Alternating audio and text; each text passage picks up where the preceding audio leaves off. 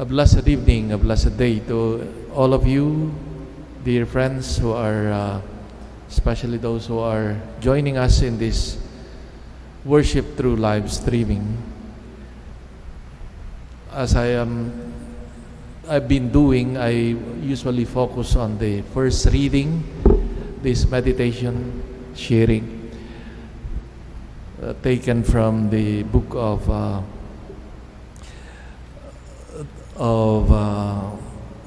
Numbers. There is a saying by an unknown author who said, "Envy eats nothing but its own heart." Or another one, a Danish proverb would say, "Rust consumes iron, and envy consumes itself."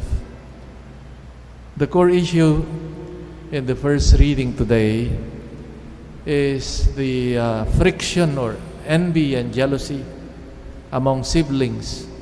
Miriam and Aaron were scandalized by Moses' marriage with a foreign woman. But that seems to be just at the surface. But the real issue actually was the envy of Miriam and Aaron to Moses. I think these words would reveal this.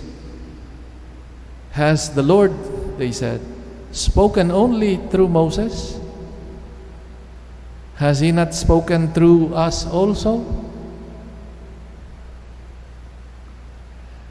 This is seen as a refusal against the prophet and a representative of God, Moses.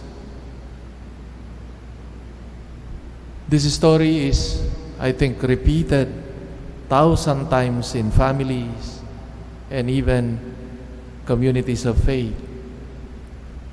The arrogance, presumption, self-sufficiency impede us to accept the authentic messengers of God when we think that we have more right because we are more holy or maybe more capable,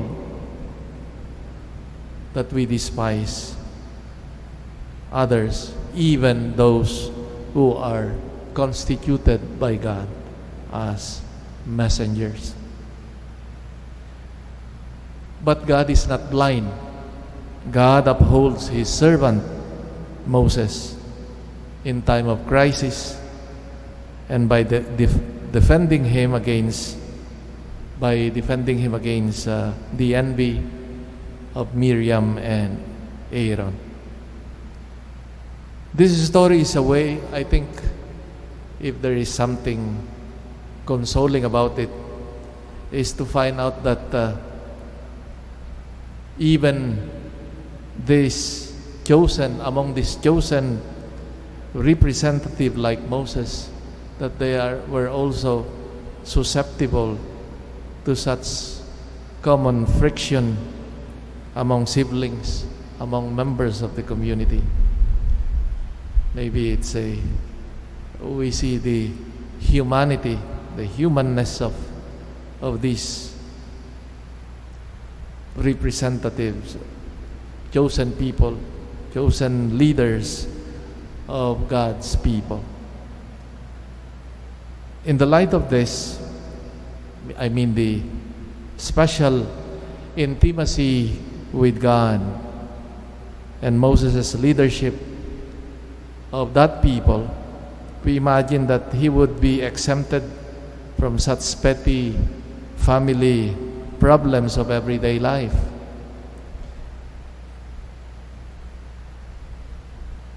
Another aspect here that we see, an interesting aspect, is that Moses never spoke but remained silent under criticism. As the reading expresses, Moses was the humblest man on the face of the earth, it says. It is interesting that Moses, who accomplished so much, yet he knew how to keep silent.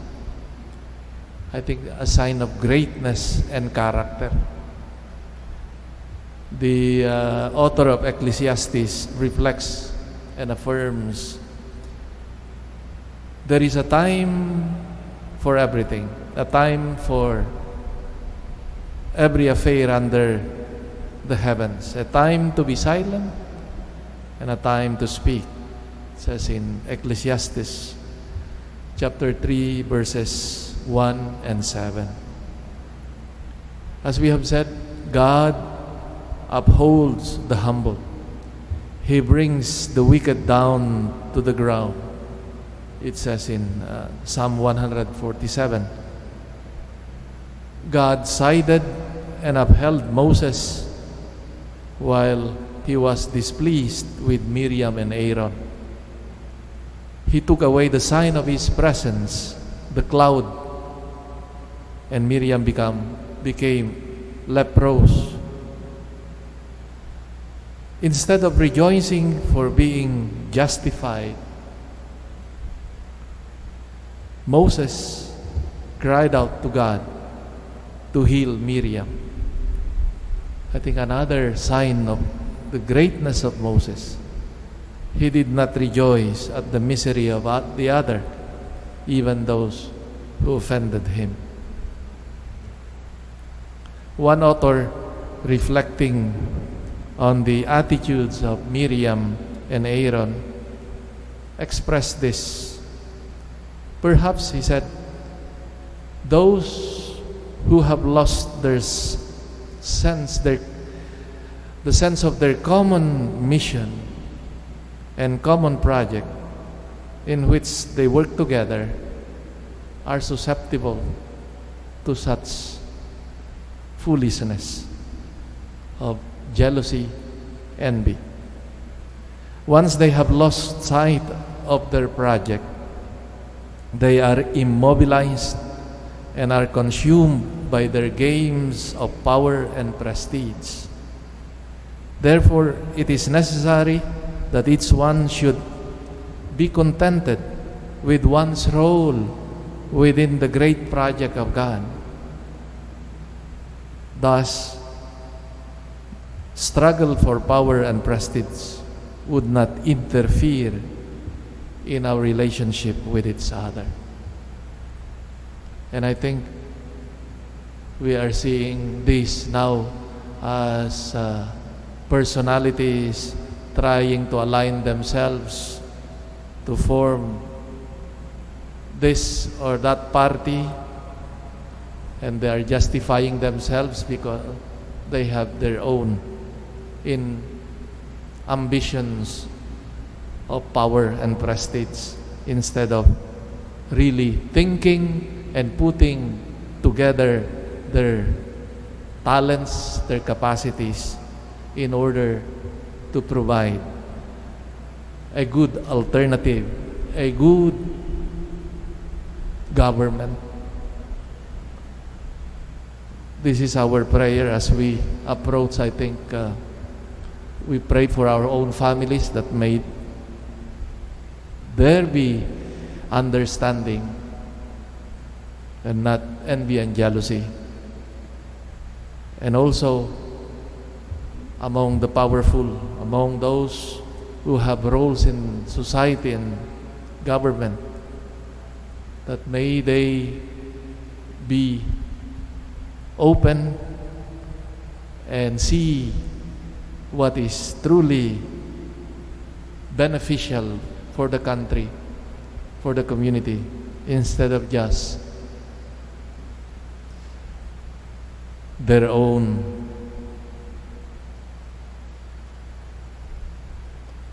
need for prestige and power.